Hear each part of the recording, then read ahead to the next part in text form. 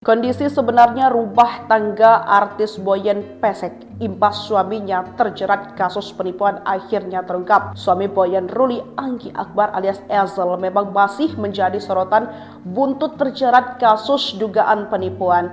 Ezel dilaporkan oleh seorang bernama Rio ke Polda Metro Jaya atas dugaan penipuan dan penggelapan dana investasi yakni pada 6 Januari 2026 lalu. Imbas adanya masalah ini, rumah tangga Ezel dengan Boiyen turut diterpa isu miring. Menjawab kabar miring yang beredar, Ezel berikan bantahan soal dirinya yang disebut pisah rumah dengan istri. Itu enggak pisah, masih bersama, ucapnya sembari menunjukkan cincin pernikahan dikutip dari salah satu akun YouTube pada Rabu 14 Januari 2026. Kehidupan saya dengan Boiyen sangat berbeda. Mungkin dia terbiasa di depan kamera, sedangkan saya di belakang, lanjutnya.